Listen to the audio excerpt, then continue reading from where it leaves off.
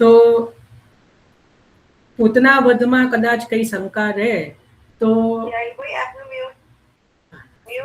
હા, તો પૂતના વધમાં કદાચ કઈ શંકા રહે તો એનું નિવારણ અર્થે આ 7મા અધ્યાયની અંદર સકટ ભંજન આદિ લીલા કહી છે કે નાના બાળકની આ જે સકટ ને ઉલટું પાડવાની આદિ જે લીલા છે એ તો બીજું કોઈ કરવા સમર્થ નથી. આ અલૌકિક ચરિત્ર જ છે એ બતાવવા માટે આ 7મા અધ્યાયમાં જે છે એ નિરૂપણ કર્યું છે. હવે કહે છે કે રાજસ, તામસ અને સાત્વિક આ 3 ભક્તોના નિરોધ માટે ઊંચે ફેંકવું, નીચે પછાડવું અને પહોળું કરવું એમ 3 ચરિત્ર ભગવાનના આ અધ્યાયમાં કહેશે. શું કીધું કે ઊંચે ફેંકવું, એના પછી નીચે પછાડવું અને પહોળું કરવું. એટલે હવે જુઓ, જ્યારે પ્રભુ સકટ ભંજન લીલા કરશે એટલે ગાડું ઊંચું ફેંકશે, ગાડું ઊંધું કરશે. એટલે ગાડું જે છે એ ઊંધું કર્યું એટલે ઊંચું ફેંકવું, તૃણાવતને હવામાં લઈ જઈને પ્રભુ નીચે પછાડશે એટલે નીચે ફેંકવું. અને જ્યારે માતાને બગાસું ખાતા બ્રહ્માંડના દર્શન કરાવશે એટલે જે છે એ બગાસું ખાવા માટે મુખ પહોળું કરવું. એટલે આ 3 પ્રકારની ક્રિયા ભગવાન કરશે. બરાબર? એટલે ઊંચું ફેંકવું, નીચે પછાડવું અને જે છે એ પહોળું કરવું, મુખને પહોળું કરવું. આ 3 પ્રકારની જે ક્રિયા ભગવાન કરશે તો એનાથી રાજસ, તામસ અને સાત્વિક 3 પ્રકારના ભક્તો જે છે એનો નિરોધ જે છે એ ભગવાન કરી રહ્યા છે. બરાબર ને? કારણ કે આમાં 3 પ્રકારની ક્રિયા આ અધ્યાયમાં ભગવાન કરશે. હવે કહે છે કે સુતેલા ચિત્તનો ઉલ્લાસ કરીને, લૌકિકનો ત્યાગ કરાવીને પોતાનામાં આસક્તિ કરાવવા પ્રીતિથી કોઈ વાર ભગવાન દુઃખ પણ ઊભું કરે. જો કેટલી સુંદર વાત કરી કે ભગવાન, આપણે કહીએ કે સુખ આપનારા છે, ભગવાન એટલે સુખ જ આપે. અહીંયા મહાપ્રભુજી કહે છે કે ના, એવું જરૂરી નથી. તમે જુઓ, સૌથી વધારે દુઃખ છે ને, જો તમે ધ્યાનથી વાંચો ને તો વ્રજભક્તોને જ ભગવાને આપ્યું છે. એટલા જ માટે તમે નિરોધ લક્ષણ વ્રજ, તમે જે 16 ગ્રંથ છે, 16 ગ્રંથની અંદર એક ગ્રંથ છે નિરોધ લક્ષણ. કોઈને કદાચ નામ, કદાચ સ્વપ્નમાં કે કદાચ કોઈને ખબર હોય, જાગૃતિબેન જેવા કોઈને કદાચ 16 ગ્રંથનો પાઠ કરતા નિરોધ લક્ષણ, યચ્ચ દુઃખમ યશોદાયા નન્નાદિનામ ચ ગોકુલે લખ્યું છે મહાપ્રભુજીએ. ખોટું નથી બોલી રહ્યો ને? યચ્ચ દુઃખમ યશોદાયા નંદાદિનામ ચ ગોકુલે.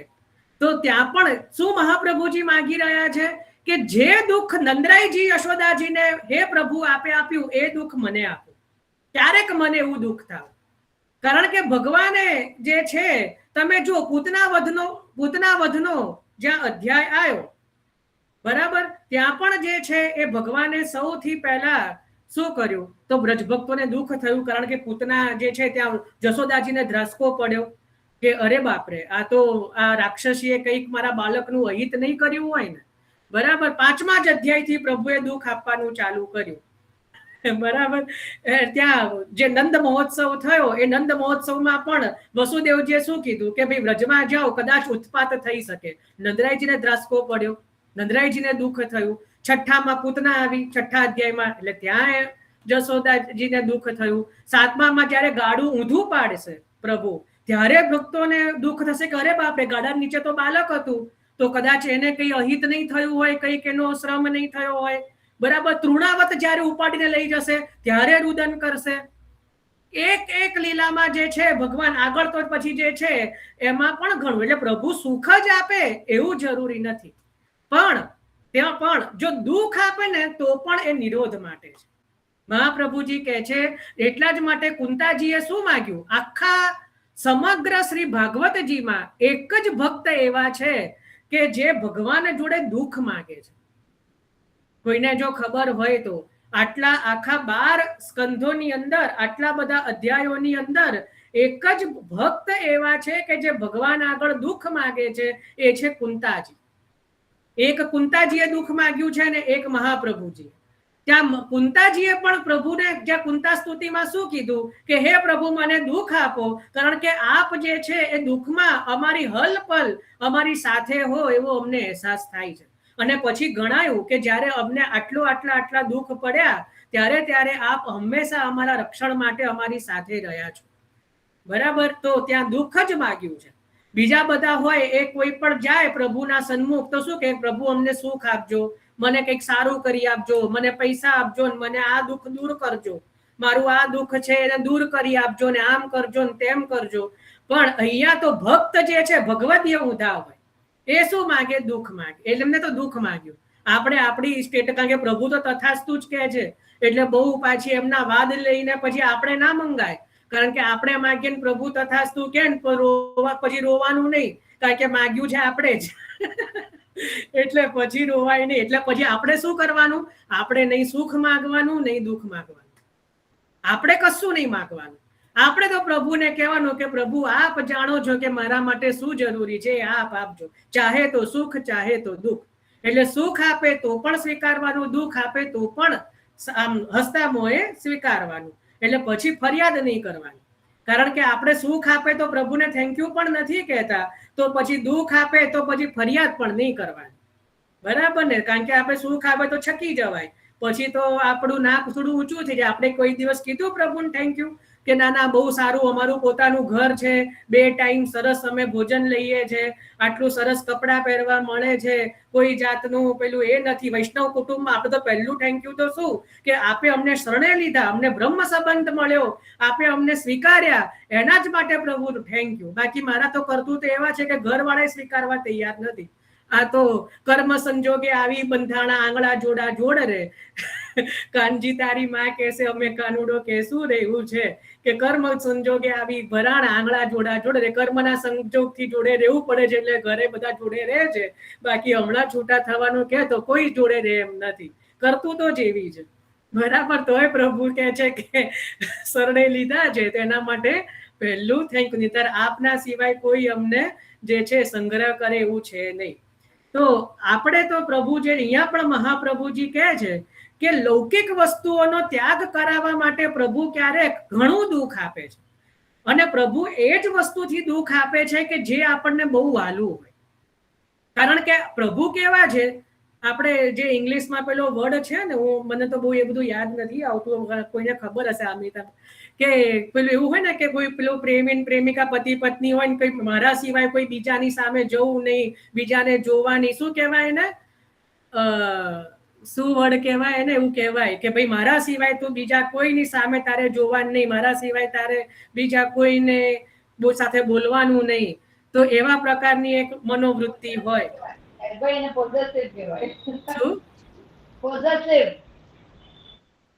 પજેસિવ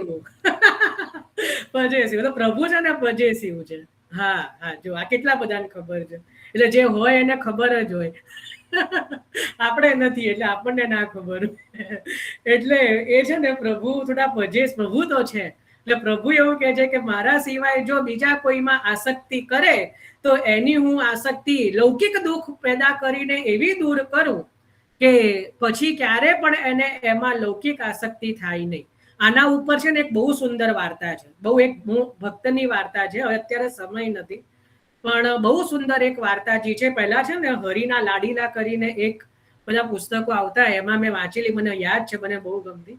તો એમાં એક છે, કોઈ પુષ્ટિ માર્ગીય ભક્તની વાર્તા નથી, મર્યાદા માર્ગીયની છે, પણ આ જ ઉપર વાર્તા છે. એવું ક્યારેક કહીશ, ક્યારેક સમય હશે તો. બહુ સુંદર વાર્તા છે. તો એટલે ત્યાં પણ એવું જ આવે છે કે ભાઈ પ્રભુ જે છે એ કોઈ ના કોઈ પ્રકારે એન કેન પ્રકારે એ જે છે જેમાં આપણા ચિત્તનો નિરોધ થઈ ગયો, આપણા પ્રભુનું ચિત્ત પ્રભુને છોડીને જેમાં ચિત્ત લાગી જાય તો પ્રભુ એ કોઈ પણ કરીને એમાંથી આપણું ચિત્ત મુકાવે છે. અને કારણ કે પછી કે તું મારામાં જ ચિત્ત લગાવ, મારા સિવાય તારે બીજા કશે જવાનું નથી. એટલા જ માટે શ્રીમદ ભગવદ્ ગીતામાં, આ તો આપણે પુષ્ટિ માર્ગીય ગ્રંથોમાં તો પ્રમાણ મળે જ છે, પણ ભગવદ્ ગીતા એટલે જે મૂળ સનાતન ગ્રંથ છે એની અંદર પણ એ પ્રમાણ મળે છે. ત્યાં ભગવાન પણ એવું કહે છે કે સર્વ ધર્મ પરિત્યજ્ય મામેક શરણમ વ્રજ. મામેક, મામેક, મારા એકમાત્ર મને, એકમાત્ર મારા શરણે આવી જા. ધ્યાનથી વાંચજો શબ્દ મામેક, મામેક એટલે એકમાત્ર મારા શરણમાં આવી જા, બીજા કોઈ ના માને, બીજા કોઈના શરણે તારે જવાની જરૂર નથી. એ બધું જ છોડીને તું એ કેવલ અને કેવલ મને પકડ, એકમાત્ર મારા શરણમાં તું આવ. તો ત્યાં પણ ભગવાન વારંવાર એવું કહે છે કે તારે બધું જ છોડીને એક મને તારે જે છે એ તારે મારું શરણ ગ્રહણ કરવું જોઈએ. ત્યાં અર્જુનને પણ ભગવાન એ જ ઉપદેશ આપે છે.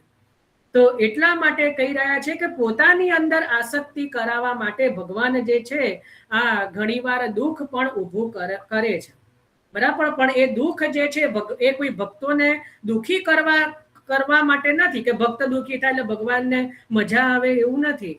પણ એ ભક્તના ચિત્તની નિરોધ કરવા માટે, ભક્તના ચિત્તનો જે છે એ પોતાની અંદર એ લગાવવા માટે જે છે એ આ પ્રકારે દુઃખ ક્યારેક કરે છે. હવે કે છે કે જો આ ચરિત્ર અથવા જે દુઃખ છે એ સર્વત્ર થાય તો તેનાથી યશ થાય, અને તે પોતાનામાં આસક્તિ થવાથી જ થાય. યશોદા અને નંદનો પ્રપંચ રહિત નિરોધ અહીં ભગવાન કરવામાં આવે છે. ભગવાન પોતાનામાં કરશે. એટલે આ જે અધ્યાયમાં છે યશનું નિરૂપણ છે. જે આપણે 7 ગુણોનું વર્ણન આપણે જોયું હતું કે નંદ મહોત્સવમાં ઐશ્વર્ય છે, પૂતના વધમાં પ્રભુનું પરાક્રમ છે. એ રીતે આ અધ્યાયમાં ભગવાનનો યશ છે. કારણ કે ભગવાન જે છે પોતાનો યશ પ્રગટ કરશે કે ભગવાનનું ચરિત્ર કેવું છે કે એકદમ નાના બાળક હોય તો પણ આખું શકટને જે છે ઊંધું પાડી શકવા સમર્થ છે, તૃણાવતને પાડવા સમર્થ છે, પોતાના મુખની અંદર આખું બ્રહ્માંડ બતાવવા માટે ભગવાન સમર્થ છે. આવો પોતાનો નિર્મળ યશ ભગવાન જે છે એ જગતમાં પ્રસિદ્ધ કરે છે. એ આ 7મા અધ્યાયથી પ્રગટ થશે. એટલે આ અધ્યાયમાં યશ ધર્મનું નિરૂપણ થશે. અને આ અધ્યાયમાં કહે છે કે નંદરાયજી અને યશોદાજીના પ્રપંચની નિવૃત્તિ, એટલે નંદરાયજી અને યશોદાજીનો વધારે જે છે એ નિરોધ આ અધ્યાયમાં સિદ્ધ થશે. બીજા ગોપ સર્વ પ્રાણીઓ અને ગોપીઓનો ગૌણ એટલે પ્રપંચ ભાવ કરેલો છે, તેમાં પહેલામાં યશોદાનો વિસ્તારથી કહેવામાં આવે છે. એટલે અહીંયા જે છે કે અત્યારે બીજા બધા ભક્તોનો જે ભાવ છે એ ગૌણ અત્યારે બતાવવામાં આવે છે, પણ જે મુખ્ય ભાવ છે યશોદાજીનો મુખ્ય, કારણ કે પ્રભુએ જે બ્રહ્માંડના દર્શન કરાવ્યા એ કેવલ યશોદાજીને કરાવ્યા. પછી આગળ સઘળા જે વ્રજભક્તોને પ્રભુ વ્યાપી વૈકુંઠના દર્શન કરાવશે આગળના અધ્યાયોમાં. ત્યાં જે કહેવાય સમગ્ર વૈકુંઠના દર્શન કરાવશે, પણ એ આગળ કરાવશે. અત્યારે તો જશોદાજીનો વિશેષ જે કહેવાય નિરોધ કરાવવાના કારણે અત્યારે જે છે યશોદાજીનો પહેલા કામ પણ તમે જુઓ, મુખ્ય સ્વામીનીજી હોય, જે મુખ્ય ભક્તો હોય એના ઉપર પહેલા જ કૃપા હોય. તો યશોદાજી જે છે એ સર્વ વ્રજ ભક્તોમાં મુખ્ય છે. એટલે નંદરાયજી અને યશોદાજીની ઉપર જે છે અત્યારે વિશેષ રૂપે જે છે એ નિરોધની લીલા કહેવામાં આવશે, અને પાછળથી બધા ભક્તોની લીલા પણ પછીથી કહેવામાં આવશે.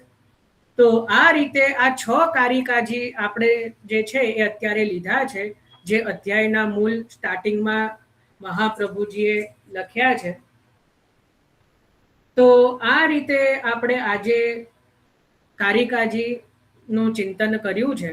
કાલથી આપણે મૂળ અધ્યાયમાં પ્રવેશ કરીશું, બરાબર. મૂળ જે આપણો આ 7મો અધ્યાય શ્રી ભાગવતજીનો જે છે એની અંદર આપણે પ્રવેશ કરીશું. તો આજે આપણે અહીંયા સુધી રાખીએ છીએ. કાલે આપણે મૂળ અધ્યાયમાં પ્રવેશ કરશું. શ્રીવલ્લભા સખી. આમાં કોઈને કઈ ચિંતન આદિ કે કઈ હોય તો કહો, નહીતર થોડું 84 વૈષ્ણવના વાર્તાજી આપણે લઈએ.